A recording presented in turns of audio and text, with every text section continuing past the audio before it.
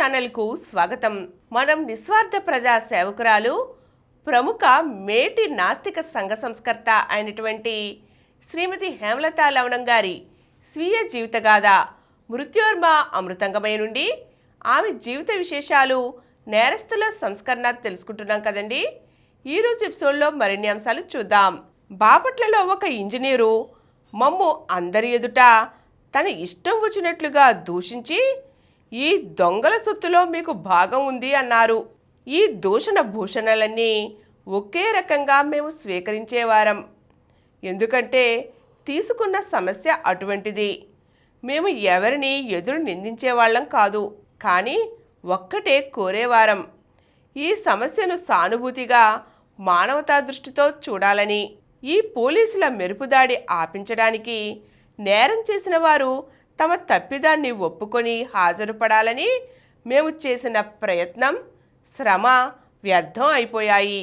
అంటే ప్రతి ప్రయత్నం మరొక కొత్త అనుభవాన్ని ఇచ్చింది. అందుకనే మాకు ఈనాటికి నిరాశ, నిస్పృహ ఆవరించలేదు. 100కి 100 విజయం ఎందులోనూ లభించదేమో. ఈ నేర సంస్కరణకు మాత్రం చాలా ఓపిక, సహనం అవసరమని తెలుసుకున్నాం. Better to work and fail then to sleep one's life away. K Jerome మాటల్లో ఈ కార్యక్రమం దాగి ఉంది. సంఘ సేవకుడు, సంస్కర్త ఫలితం విజయమని లక్ష్యం పెట్టుకోరాదని తెలుస్తోంది. జయాపజయాలపై ఆశ, ఆతృత ఈ కార్యక్రమంలో పనిచేయవు. అపజయం పొందడం, దానివల్ల నిరాశపడటం అనేవే మనిషిని జయించినట్లయితే ఇంత విజ్ఞాన శాస్త్రం, పరిశోధనలు, సంస్కరణలు జరిగేవి కావు. అటు పోలీసు అధికారులు తెస్తున్న ఒత్తిడి, ఇటు గోర, లవణం, నేను కాలనీలో ఒక రాత్రి పగలు ఉండి తెచ్చిన నైతిక ఒత్తిడి ఊరకే పోలేదని తెలియవచ్చింది. మనసు రాయిలా మారినా, హృదయం కర్కశంగా ఉన్నా, అవినీతి మోసంతో ఆలోచనలు నిండిన మనిషిలో ఎక్కడో ఒక చోట మంచి మిణుకుమంటూ వెలుగుతూనే ఉంటుంది. మన కోసం, మన బిడ్డల భవిష్యత్తు కోసం, మన జాతి అభివృద్ధి కొరకు అటు ప్రభుత్వం, ఇటు సంఘ సేవకులు అహర్నిశలు ఇంత కృషి చేస్తూ ఉంటే ఇలా మన కుర్రాళ్ళు చెయ్యవచ్చునా? ఏమైనా సరే వారిని పట్టి ఇస్తామన్నారు పెద్దలు, కమిటీ వారు. వీరి మాటల్లో ఎంత సత్యం ఉందో ఆనాడు మాకు అవగాహన కాలేదు.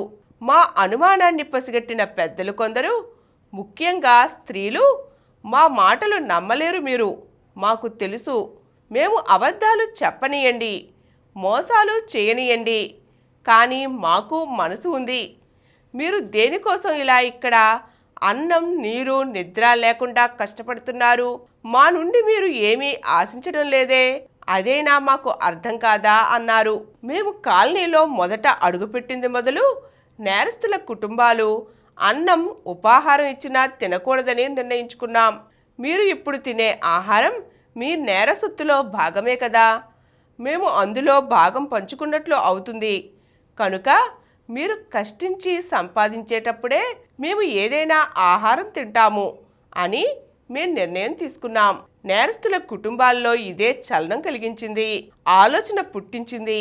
వారు మా కోసం ఇంతగా శ్రమపడుతూ ఉంటే మనం తిరిగి నేరాలు చేయడం, పారిపోవడం న్యాయం కాదని పెద్దలు, కమిటీ సభ్యులు ఒకరికొకరు చెప్పుకుంటూ, వాదనలు పడుతూ, హెచ్చరికలు చేసుకుంటూ ఉండేవారు. విదుళ్లపల్లి పోలీస్ స్టేషన్ వద్ద విడిది ఉన్న పోలీసు దళం, స్టువర్టుపురం నేరేడు వృక్షాల నీడల్లో హాజరులో ఉన్న నేరస్తులు, కమిటీ సభ్యుల వాదనలు, ఘర్షణలు, రోజు దృశ్యాలు. వారి ఎరుకల భాష సగం సగం అర్థమవుతూ ఉండేది మాకు.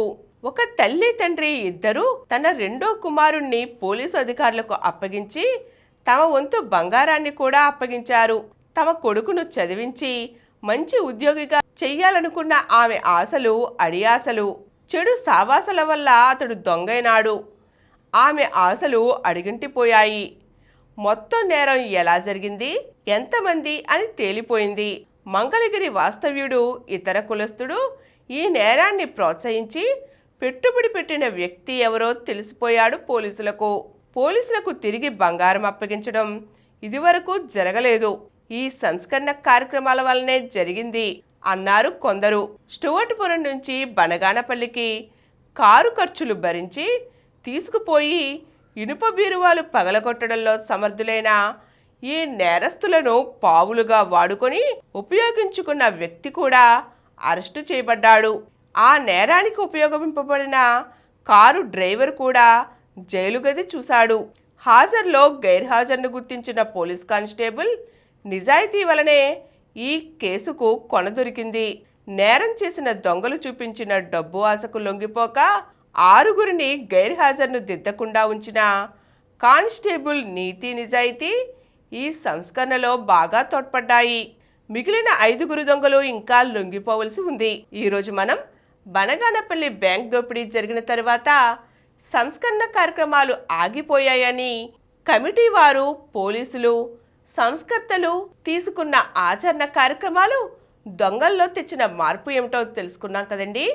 మరిన్ని అంశాలతో మళ్ళీ కలుద్దాం. ఈ కార్యక్రమం మీకు ఎంతో నచ్చింది కదా. ఇటువంటి మరిన్ని వీడియోల కోసం అనతి కాలంలోనే 20 కోట్లకు పైగా వ్యూస్ సాధించిన సమరం ఛానల్ సమర్పించు యతీష్ సెంటర్ ఛానల్కు సబ్స్క్రైబ్ చేయండి, లైక్ చేయండి, మీ ఫ్రెండ్స్కి షేర్ చేయండి. అలాగే ప్రక్కనున్న గంట సింబల్ని ప్రెస్ చేయడం మర్చిపోకండి.